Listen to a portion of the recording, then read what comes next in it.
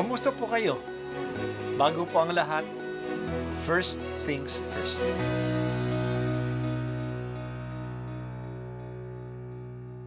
Good morning po. Sinisimulan po natin ngayon ang first things first. At dito po, tinatalakay natin sa unang bahagi ng umaga natin ay ang first readings na binabasa po sa banal na misa.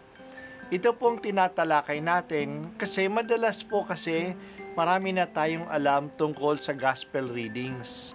Pero konti po ang nagsasalita sa first readings.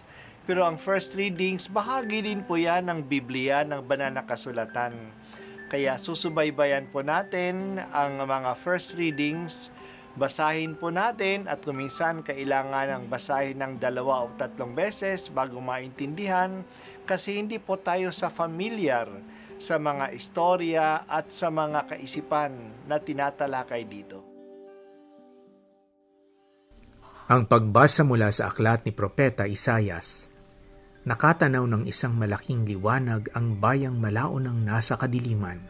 Namamanaag na ang liwanag sa mga taong namumuhay sa lupaing balot ng dilim. Iyong pinasigla ang kanilang pagdiriwang. Tinagdagan mo ang kanilang tuwa, tulad ng mga tao sa panahon ng anihan, tulad ng mga taong naghahati ng nasamsam na kayamanan.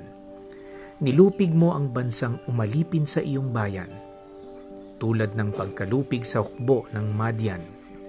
Binali mo ang pagkahambalos ng mga tagapagpahirap sa kanila, sapagkat ang panyapak ng mga mandirigma, ang lahat ng kasuotang tigmak sa dugo ay susunugin, sapagkat ipinanganak para sa atin ang isang sanggol na lalaki. Ibinigay ang isang anak sa atin, at siya ang mamamahala sa atin. Siya ang kahangahangang tagapayo, ang makapangyarihang Diyos, walang hanggang Ama, ang prinsipe ng kapayapaan. Malawak na kapangyarihan at walang hanggang kapayapaan.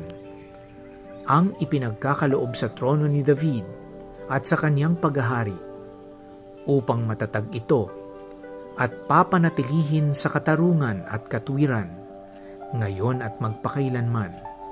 Isasagawa ito ng makapangyarihang Panginoon. Ang salita ng Diyos. Salamat sa Diyos. Tuwing 2 linggo ng Enero, ipinagdiriwang sa buong bansa natin ang kapista ng Santo Niño, ang banal na bata na si Jesus. Popular ang debosyon sa Santo Niño sa maraming mga Pilipino, hindi lang ito sa Cebu. Nararamdaman ng marami na madaling lumapit kay Niño Jesus at siya'y matulungin sa ating pangangailangan. Ang Santo Niño din ang sagisag ng ating pagiging Kristiyano. Ito'y regalo ni Magellan kay Reyna Juana nung siya ay nagpabinyag. Kaya pinapatatag ng Santo Niño ang ating kapayapaan. Ngayong araw din ay sinisimula natin ang isang linggo ng panalangin para sa pagkakaisa ng mga Kristiyano.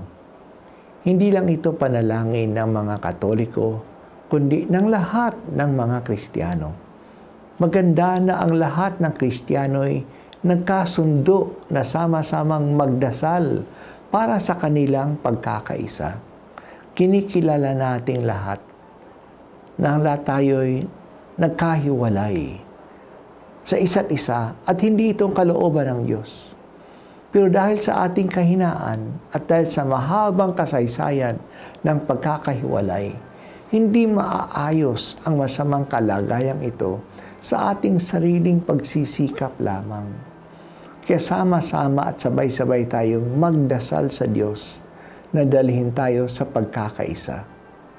Maging laman sana ng ating panalangin sa linggong ito ang pagkakaisa ng mga Kristiyano. Ang ating pagbasa ngayon ay nagbibigay ng pag-asa sa mga Israelita na noon ay nakararanas ng pagkatalo. Para silang mga tao na naglalakad sa dilim. Malungkot ang kanilang kalagayan. Lalong naranasan ito ng mga tribu na nasa norte ng bayan ang Sibulon at ang Naphtali. Pero darating ang liwanag, matitigil na ang digmaan, susunugin na ang mga damit na tigmak sa dugo. Makakaranas sila ng kapayapaan at katarungan. At ang magandang kalagayan nito na kanilang inaasahan ay dadalhin ng isang bata. Bata pa lang siya, pero maghahari na siya. At maghahari siya ng may katarungan. Itong pangarap na ito ni Propeta Isaías ay natupad pagdating ni Jesus. Si Jesus ay lumaki at nagpahayag sa norte ng bayan ng Israel, sa probinsya ng Galilea.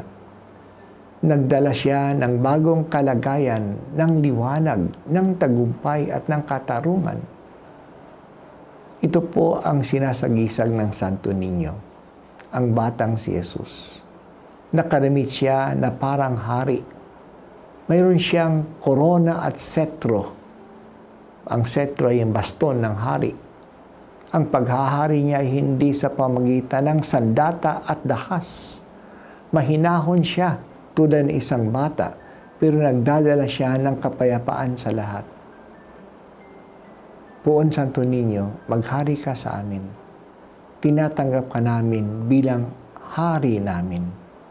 Umaasa kami sa katarungan at kapayapaan na iyong dala. Kailangan ito ng aming bansa ngayon.